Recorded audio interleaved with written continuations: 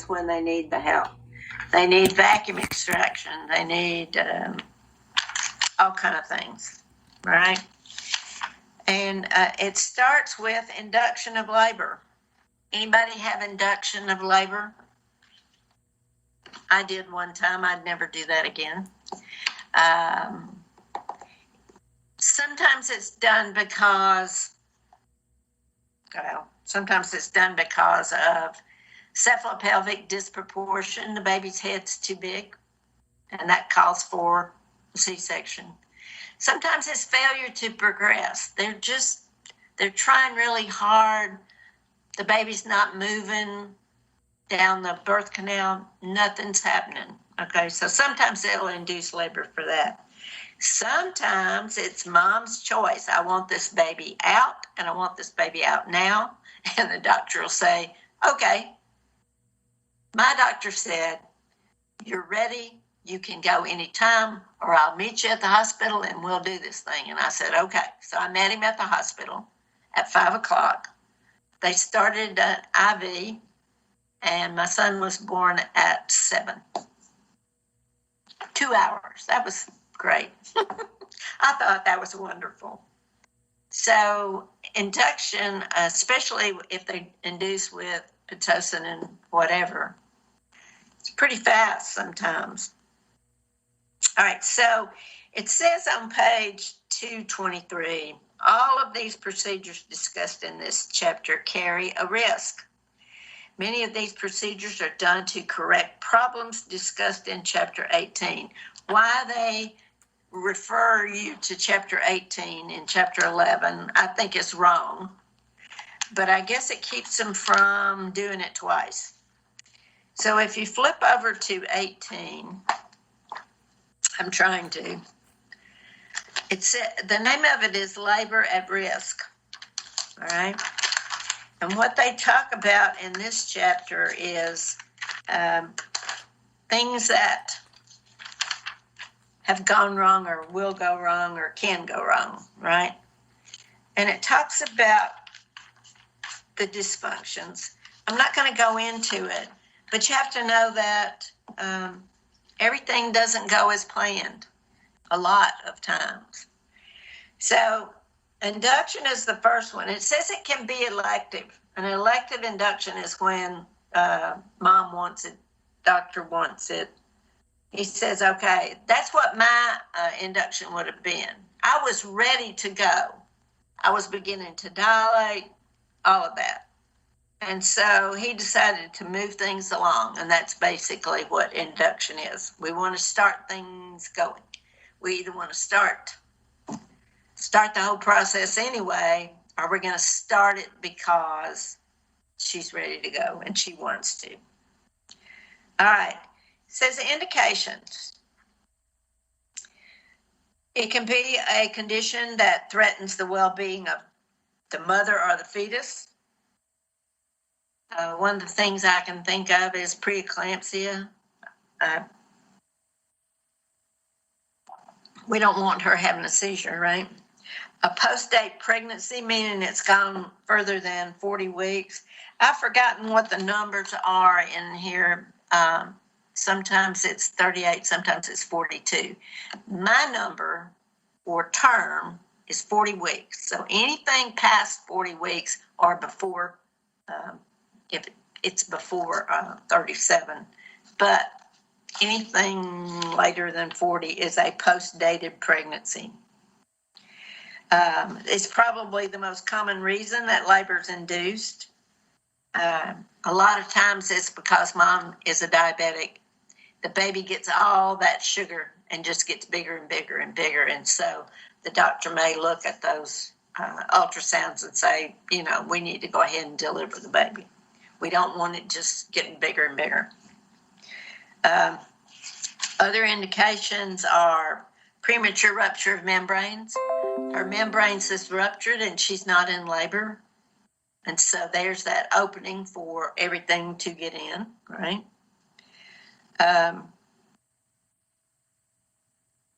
Chorioamnionitis, which is an infection of the fetal membranes.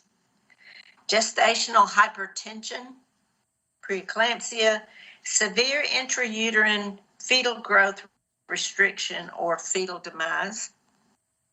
Maternal medical conditions include diabetes, which would make that baby get bigger and bigger. Gestational diabetes, same thing. In any case, the healthcare provider weighs the risk versus the benefits. He weighs the risk of allowing the pregnancy to continue against the risk of labor induction. So he makes that decision. Do I let her go? Or do I go ahead and do induction, do a C-section, whatever. So it's risk versus benefit. Contraindications in which spontaneous labor is contraindicated are also contraindications for the induction of labor. For example, complete placenta previa. That means the placenta is implanted at the bottom of the uterus and it's covering the opening for the baby to get out, okay? History of a classical uterine incision, and the picture of that is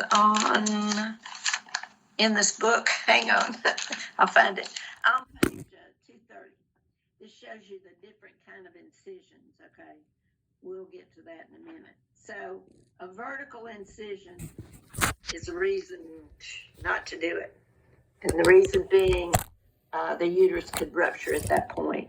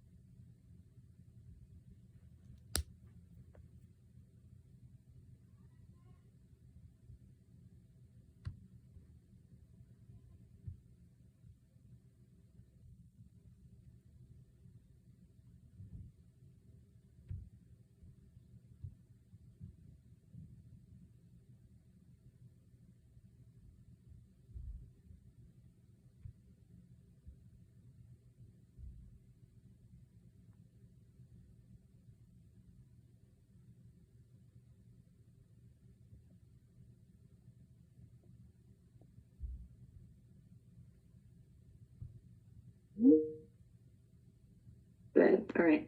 So you go, we like our numbers, right?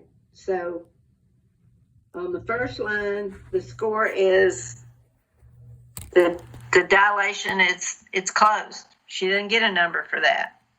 Effacement is 0 to 30. Station is -3. The cervix is firm and it's posterior. So she's not going to get a 6, right? The next one is dilation 1 to 2, effacement 40 to 50, station -2, a cervix medium cervical position is mid position. And then the next line, dilation is 3 to 4, effacement is 60 to 70, and it goes on across. So you're going to, I think the way it's worded on the exam is it's asking you about the total score. I don't think it asks you to figure it, but you need to be familiar with these numbers, okay? You need to know that your the Bishop score is dilation, effacement, station, cervix, and cervical position, okay? That's what we're testing, and that's what you need to know. And what the score, if the score is 6 or less, let's say it's the score is 4, that means the cervix is not right, right? All right. A fetal fibronectin test is a test that we can do. Fetal fibronectin is a protein found in fetal membranes and amniotic fluid. Its presence in cervical secretions has been thought to be associated with labor readiness. For both endovaginal ultrasound, cervical measuring, and fetal fibronectin, drawbacks include cost of the test and time to run the test. So if we're testing the fluid, it's going to take time and money, sounds like to me. So more studies are still needed to evaluate the fetal fibronectin test. Currently, the Bishop score remains a reliable predictor of cervical readiness. So in addition to cervical readiness, the fetus should be mature before labor induction unless a condition exists in which the risks of continued pregnancy outweigh the risk of delivering the fetus prematurely. In other words, we're not going to induce labor on a 30-weeker unless something's wrong. Okay, we're not going to induce labor for that. Okay, if the pregnancy has completed at least 38 weeks, so 37 and below is premature. All right, as determined by reliable dating methods, the fetus is considered to be mature, 38 and above. Okay, so we could induce labor at 38 weeks, right? The date that fetal heart tones were first audible and other milestones can help validate gestational age when determining fetal maturity. Fetal lung maturity is a major point the healthcare provider will consider. So if you remember, we're going to test amniotic fluid. We're going to see if that surfactant is in the fluid. Surfactant is that indication of lung maturity that they're going to test. And they'll test it again right before she delivers. And so we may have those numbers, or we can have those numbers to determine fetal maturity. There's also the LS ratio, if you remember, the sphingomyelin, whatever. So the LS ratio, we know if it's less than, if it's equal to 2, that's the number we're looking for. All right, cervical ripening. Let's say our cervix is not ripe. We can do things to make it ripe, okay? And they may do that at 38 weeks if they want to induce labor or whatever. All right, so mechanical methods. The first thing they may do is membrane stripping. They go in there and put their little fingers in there, or one, and loosen. Okay, loosen is a good word. The healthcare provider inserts a gloved finger through the internal cervical eyes and sweeps the finger 360 degrees to separate the membranes from the lower uterine segment. My students tell me that's very painful. I didn't have that done, but so they're loosening it, okay? Brittany Cole is making the awfulest face. She's going, no. Okay. Huh? It's bad? Who said it's bad? I did. This is horrible. So you had that done? Or you No, I'm hearing you talk about it. It's the idea of it. Okay, well, just tell them no, you're not going to do that.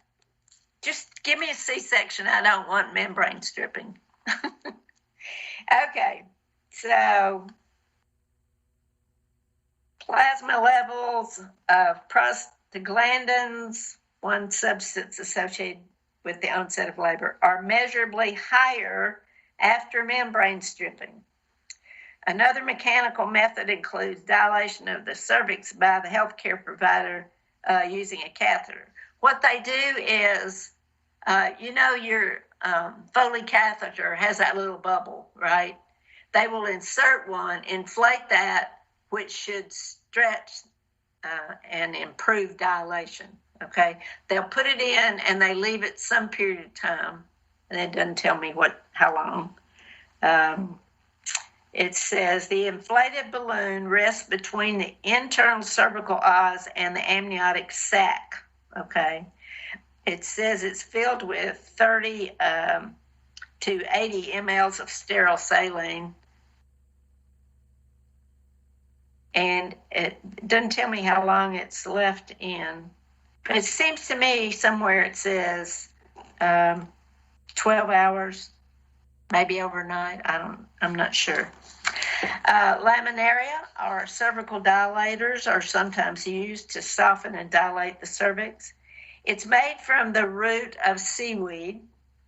There are also two synthetic products, Dilapan and Lamisil. Lamisil is the one I've seen used most often. The healthcare provider places the material in the cervix, which slowly expands as it absorbs moisture, a process that dilates the cervix gradually. Have you ever seen those little sponges that you can buy that look like a little flat piece of paper or cardboard or whatever, and you moisten it and it becomes this sponge? That's the theory. That's the same way this works. So as it absorbs amniotic fluid or whatever, it's going to expand and increase the size of the cervix. All right.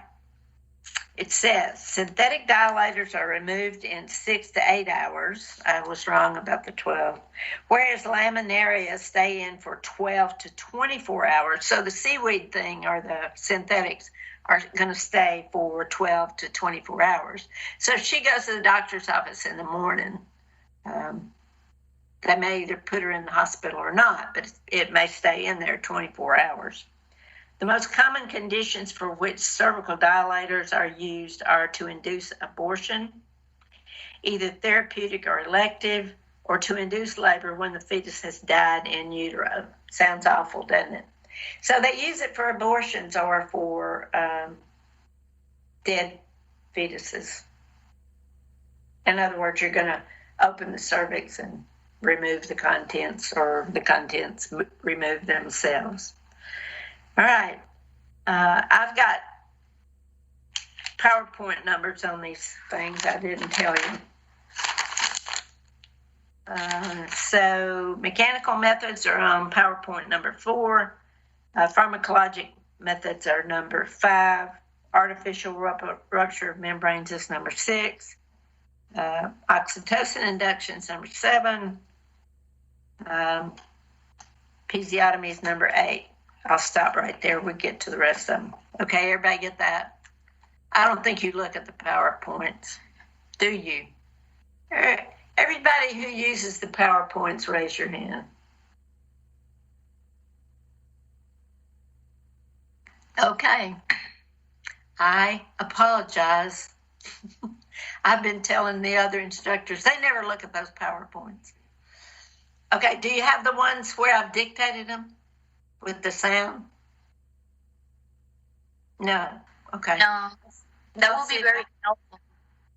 Well, they were saying, they being TBR or whoever makes those decisions, said they were afraid that you would do that instead of attending the Zoom or whatever meetings, and that would just give us time to go have brunch somewhere and drink.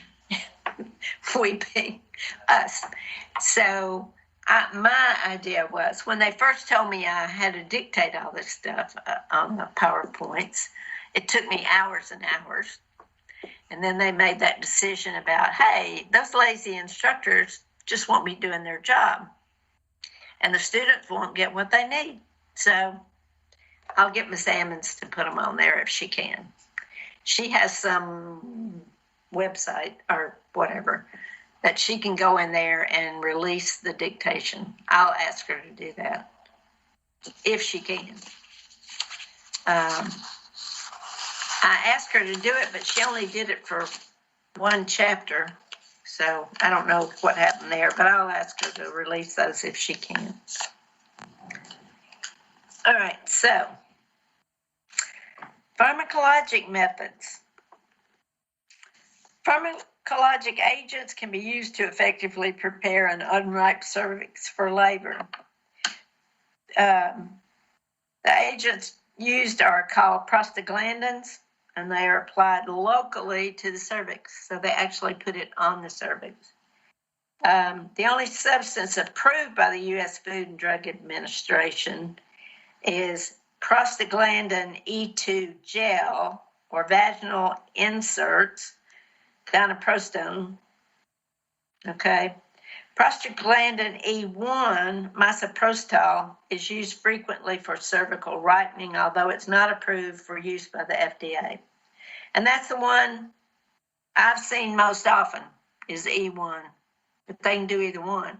And what they do is, well, let me finish this and then I'll tell you.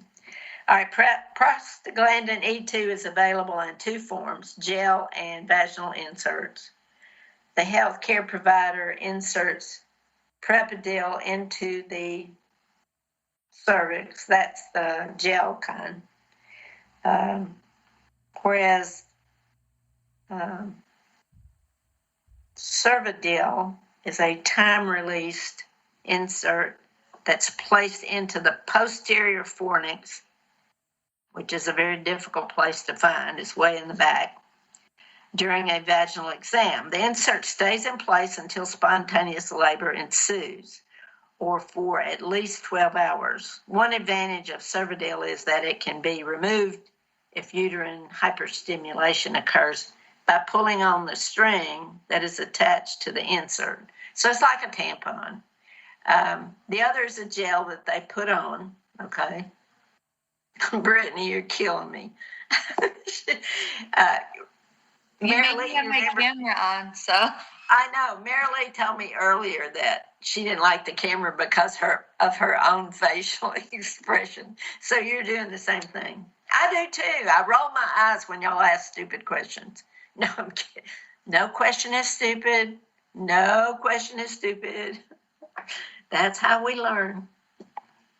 Okay, so we've ripped one out. We've pulled the string. And if you put the gel on, it's there, right? I don't know if you can wipe that off or whatever. They don't tell me that. And I'm used to seeing the Cervidil. I mean, used to. I've seen it a couple of times. Y'all have to understand, I am not an OB nurse. I just teach this stuff, okay? I've had babies. I've seen lots of babies born. I've seen all these things done, but I'm not an OB nurse. Students ask me all the time, well, how many babies have you delivered? None. I haven't delivered any. I've seen them. But anyway, I asked one of the nurses in the labor and delivery department in Lebanon how many babies had she delivered herself, because she was there delivering one before the doctor got there. And she said, I can't tell you. Too many to tell you. So if you're going to be that OB nurse, you may be that one with the catcher's mitt that delivers the baby. They don't wait on doctors sometimes. All right. The woman receiving prostaglandins should be in a facility that has continuous fetal monitoring. Assist the registered nurse in placing the fetal monitor on. That's your job. At least 20 minutes of fetal heart rate and uterine activity should be documented before the prostaglandins are administered. 20 minutes before you do that, You got to see where baby is, okay? Her cervix is not ripened. We're trying to fix that. But you got to know what baby's heart rate is. You got to know if he's got variables. You got to know if there are late deceleration. So that's why the 20 minutes before you do that. Sometimes it takes 20 minutes to get an accurate fetal heart rate because they sleep and they get in trouble and whatever. So 20 minutes makes sense to me. Assist the health care provider as requested for the vaginal examinations and instruct the woman about the importance of lying in a recumbent position with a wedge under one hip for at least 30 minutes after the procedure. So after we do it, we're going to wait 30 minutes to see what happens, basically. How is she going to react to these prostaglandins?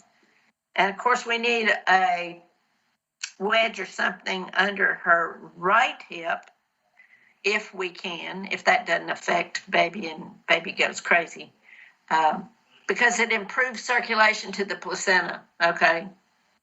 Prostaglandin E2 is usually administered in the evening. Sometimes she's allowed to go home. That's not true. And return when labor ensues. If they're going to do that, they're going to keep her in the hospital. Doctors do these things for a reason. It's called liability insurance. If something goes wrong, right? If something goes wrong, they want her in the hospital.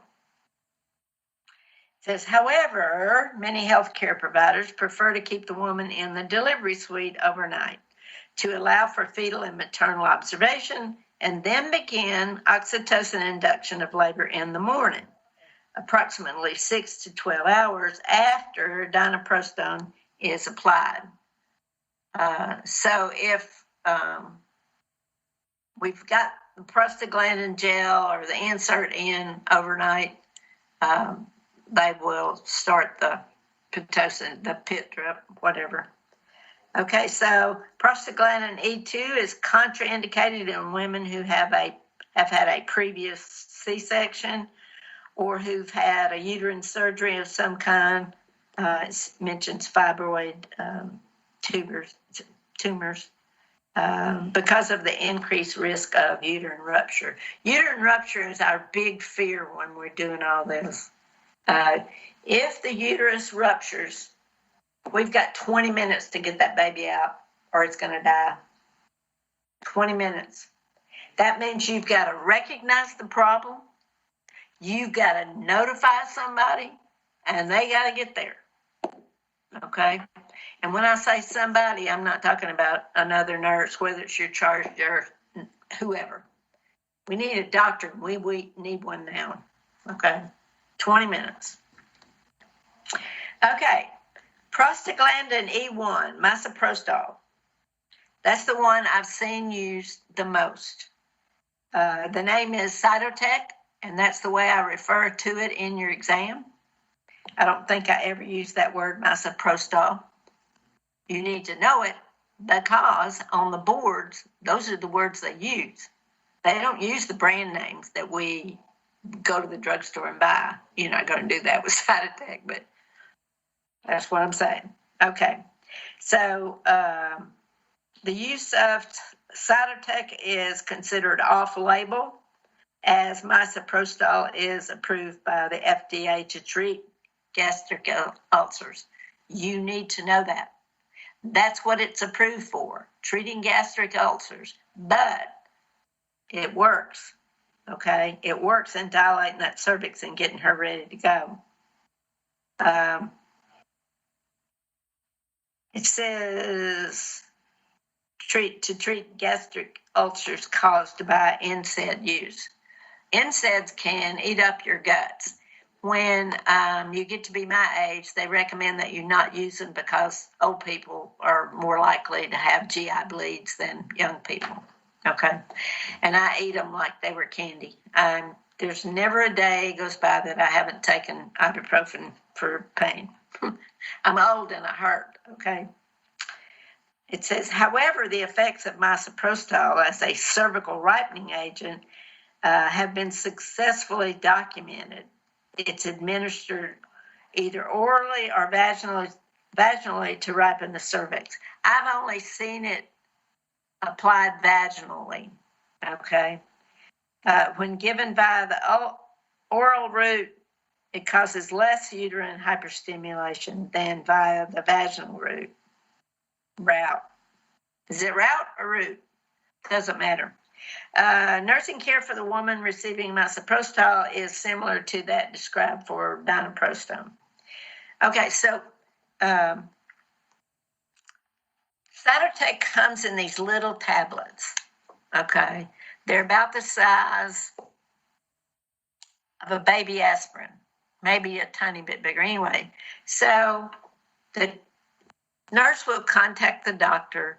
They'll ask about the progress. She hasn't progressed, and he will say, insert half of a Cytotec. Okay, and she has to go to the posterior fornix with this little tiny tablet on the end of her finger. She probably sticks it on there with Vaseline or something. And it is really difficult. Excuse me. The nurses say it's really difficult, and it sounds like it would be. And so nothing happens or not enough happens, and they will tell her to insert the other half. And the nurses hate it because it's difficult to do, because they're so tiny, and they'll fall off your finger, and then you got to do it again and whatever. So they don't like that very much. But it works. It works. Artificial rupture of membranes, that means rupture in the amniotic sac.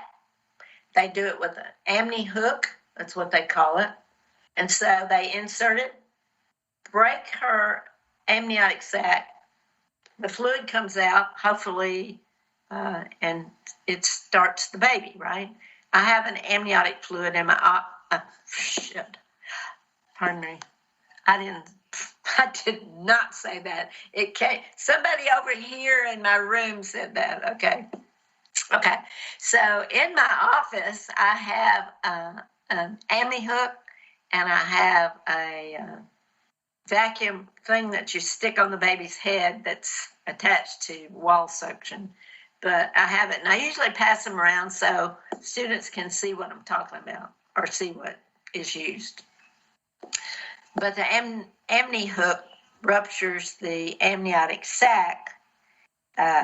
It says it can be done to induce labor or augment labor that has already begun. Okay. The healthcare provider introduces a hard plastic instrument with a hook on the end called an amni hook into the vagina during a digital exam. The healthcare provider then guides the instrument through the cervix and uses the hook to create a hole in the membranes. At this point, amniotic fluid is usually expelled. This process causes the body to release prostaglandins, which enhance labor. During care for an amniotomy includes noting and documenting the color and amount of amniotic fluid and monitoring fetal heart rate. Okay, so you're not going to be able to measure the amniotic fluid, but it's going to come out and it's going to be on that blue pad that's underneath mom, and you can document large amount of straw-colored amniotic fluid or small amount or whatever. That would make a difference. That small amount of amniotic fluid can affect the baby, all right? It affects baby more than mom.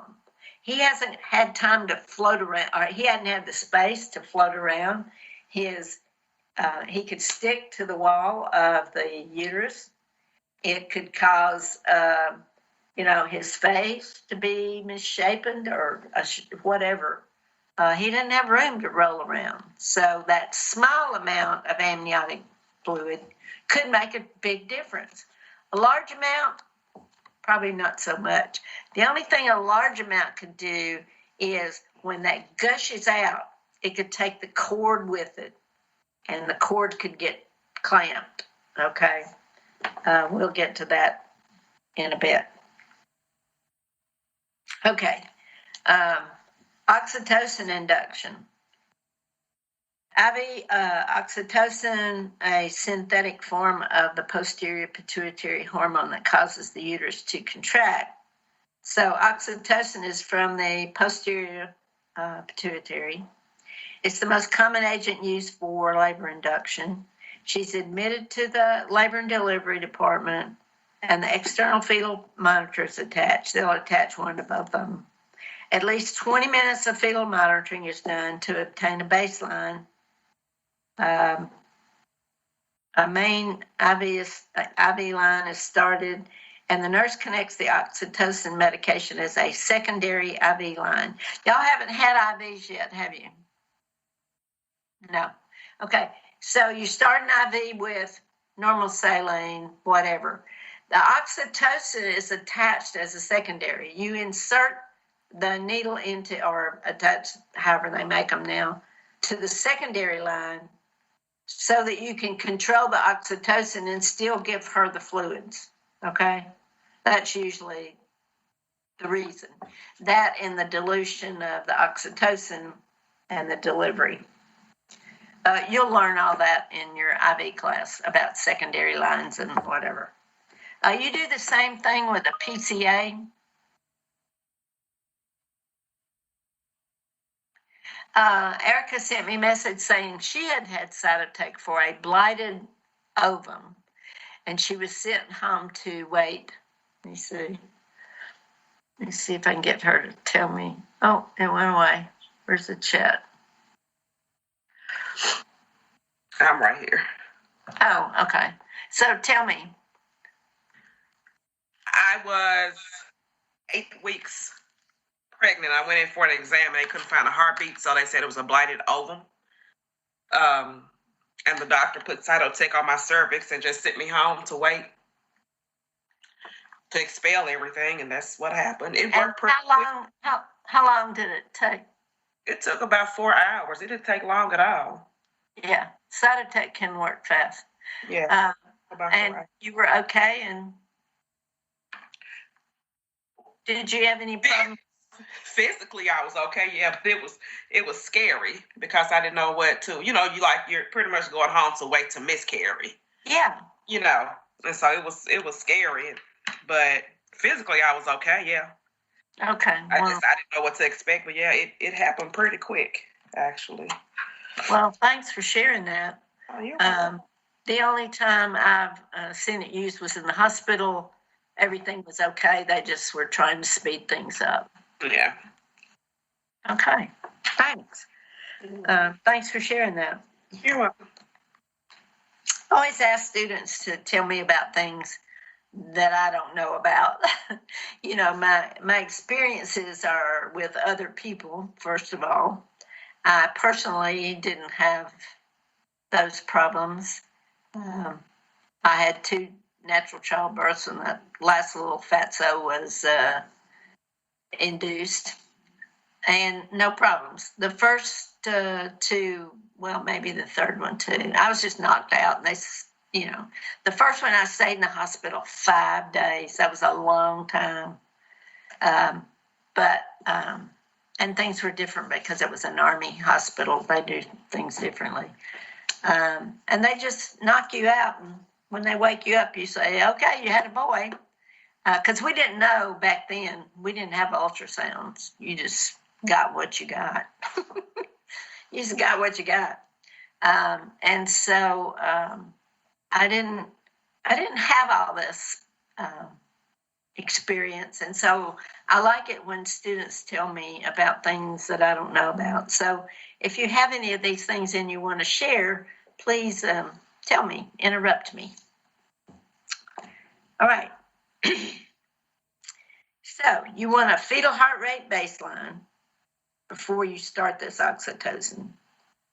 You got to have a pump, okay, an IV pump, so that you can turn it off, right? And so that you can set the rate, and it has to be specific. Anytime you have medications other than just IV fluids, you need a pump. You need one. In nursing homes, you're going to find that they give medication and they do not have a pump because pumps cost money.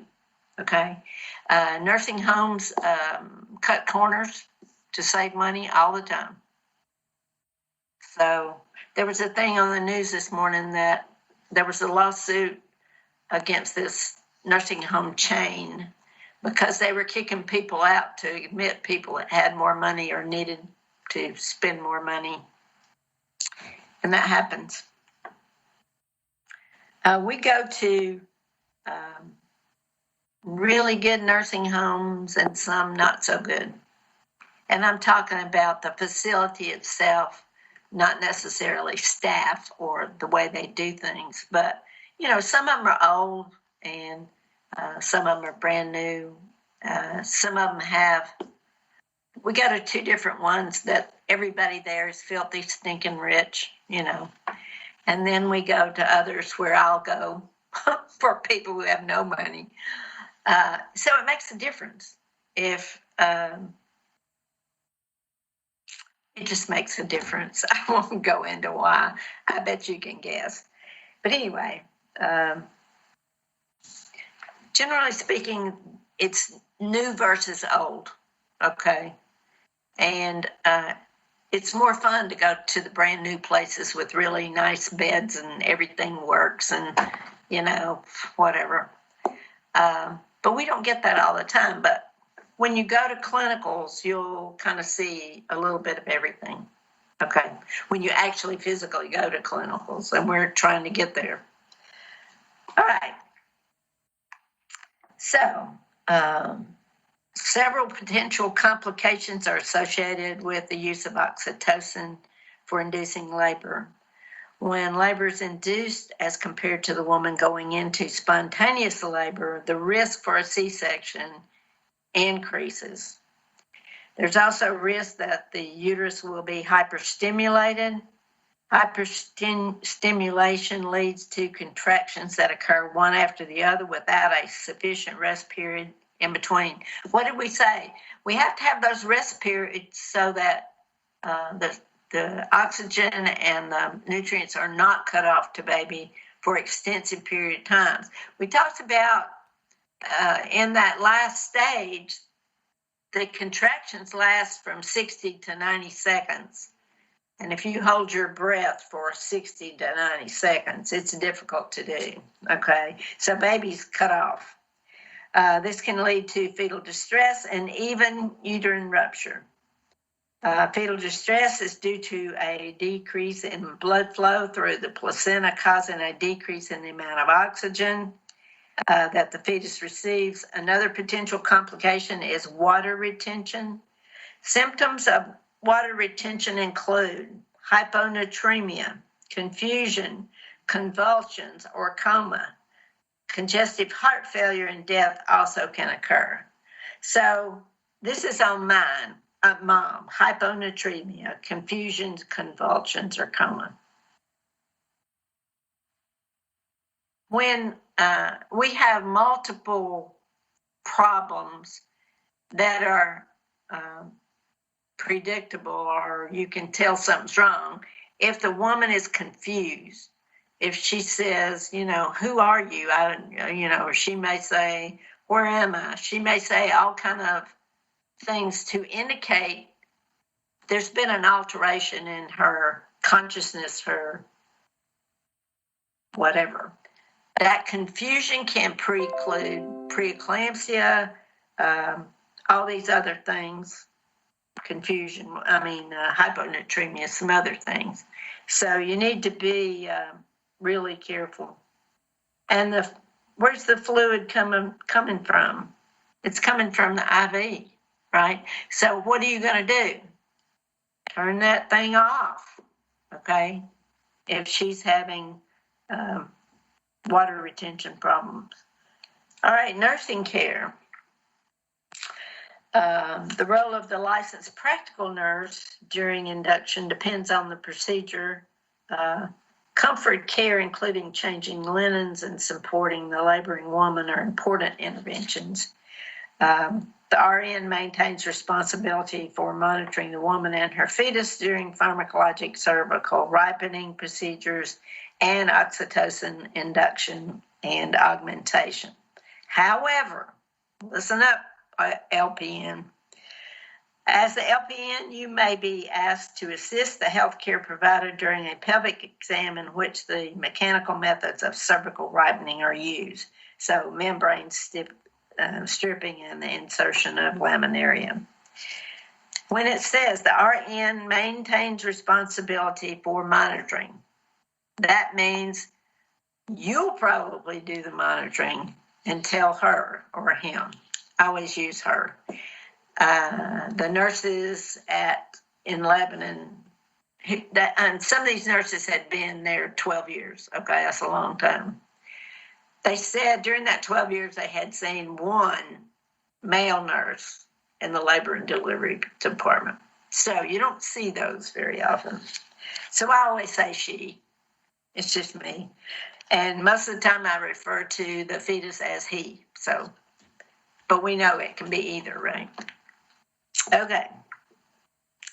So you're going to let the nurse know if something's wrong, right? You're going to help the doctor if he wants you to help. When assisting with amniotomy, document the fetal heart rate before and after the procedure.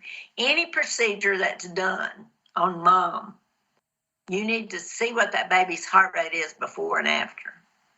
Okay. You want to notify the RN or healthcare provider if the fetal heart rate drops from the baseline that was obtained prior to the procedure. This is afterwards, okay? Then we get to assisted delivery. It can be episiotomy, vacuum extraction, forceps delivery, or operative vaginal birth, which is a C-section, right? Operative vaginal birth, and you need to know that term, okay? The surgeon may employ either instrument during C-section birth as well, although the following discussion focuses on operative vaginal birth, okay? An episiotomy is a surgical incision made into the perineum to enlarge the vaginal opening just before the baby is born. So if you look at the next page, it shows you an episiotomy. It's not a delicate little surgery. They take a pair of scissors, okay, and just cut. Brittany's trying to keep her face from going into a seizure. It's white. What? It's Erica again. Yep. I've run the gamut on these things. So I had a forceps delivery with a fourth degree episiotomy on my first son. Wait a minute. You had a forceps and an episiotomy? On my first son, yeah. I was in labor for like 36 hours, so I had to use forceps to get him out, but I had a fourth degree episiotomy. You had a bad, yeah. My sister's daughter-in-law had a fourth degree tear into her rectum. She was in the hospital in and out forever because of infection. If you think about rupturing your bowel, all those contents go into the perineum. It's terrible. And she had trouble for a long time. 6-8 months. She was just like in and out of the hospital getting IV antibiotics, whatever. Anyway, I hope that was with her last child. I've forgotten. She has 5 children. So anyway, 3 was enough for me. Okay. I don't know.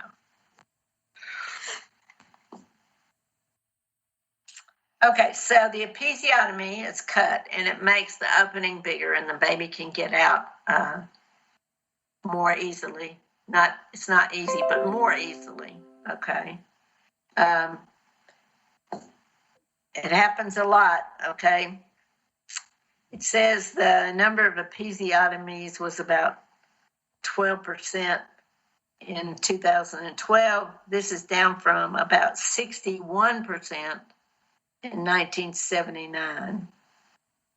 It varies across the world. The American College of Obstetrics and Gynecologists states that an episiotomy should not be done routinely during a vaginal delivery. Well, I had an episiotomy with my first son and not with the next two. He weighed 8 pounds and 2 ounces. I learned my lesson and starved myself to death, and the other two were 7.5 pounds. With my second one, I only gained 12 pounds or 13 pounds, which is not enough. And with the second one, it was about the same. Third one, sorry. I just decided 8 pounds and 2 ounces was too much. Okay, a midline. 12 baby. I'm sorry, what? I had an 8-pound, 11-ounce baby. Whoa, did you have an episiotomy? Nope, I had her naturally in 40 minutes. I pushed twice. Well, okay then. I was in labor sort of kind of all day, just, whatever. But I went to the hospital at 9 o'clock at night and he was born at 1. So I wasn't really in hard labor. I call it hard labor. Very long. I walked in at 5 centimeters, still talking through my contractions. I'm like, hey, I want an epidural. I have fast labor. It's like, let's go. And they didn't believe that I was as far along as I was. And I walked back to my room 20, 30 minutes after I had gotten there. It's like, I have to pee. So I sat down and started crowding, and I couldn't even get to the bed because she was there. Oh my God. Oh. It was way easier than my first labor, and I had an epidural with my son. So this was your second child? Mm-hmm. How long were you in labor with the first one? My active labor was 4.5 hours. Okay. My sister had her third baby in the car, like as soon as they pulled into the parking lot of the hospital, just slid out. Like she called us and at like 2 a.m. She was like, hey, I'm about to give birth. Like, the contractions are starting. So we got to her house and she lives in Spring Hill. And then like an hour later they got to the hospital and they're like, hey, James is here. Like I had him in the car. Oh. Yeah. Did they know what to do? Or did they get there? Yeah, he just slid right out. Just flopped out, huh? Yep. Mercy. Yeah, and she walked to the hospital, like, carrying him with, like, the umbilical cord, like, still, like... Attached. Yep. Attached on both ends, right? Yes, ma'am. Well, the new thing is you can do that for up to 45 minutes. You can just leave it attached. You don't have to cut it. Baby's still getting what he needs. The placenta hasn't detached, whatever. You can do that for like 45 minutes. So if you think about it, doctors have to be called and come to the hospital or whatever. And that's really good to know. The nurses don't let that happen, generally speaking. There's also a thing in the natural birthing community called a lotus birth, where essentially they leave the umbilical cord attached to the placenta until it naturally falls off the baby. And it's called what? A lotus birth, like the flower. Yeah. Huh. I never heard of that. Of the lotus birth. I've heard them leaving it attached. I've not seen that. Not seen that. But anyway, I hadn't heard of that until about 2 years ago. And I thought it was pretty fascinating, but it makes sense to me. If you've got the circulation, if the placenta's still attached, everything's good except for the amniotic sac, right? It's gone. And so you can do it. I think I would want to have that baby in a NICU or that mom in a whatever. I would want to have NICU nurses or somebody present if I was going to have to do that. I bet they've done that at Vanderbilt and probably done it a lot. Where were your babies born? Were they born in Nashville? Raise your hand. My daughter was born on post. In What Clarksville. post? Clarksville, yeah. Yeah. Mine was in Atlanta at Fort McPherson, which I think they have turned into something. It's not like it used to be. I'll put it that way. And Army and whatever hospitals are different than the ones that we get to go to. All right, I'm going to stop right there. We've got just a few minutes left. Can I ask a really stupid question? I love those. Yeah. It's really bad. Go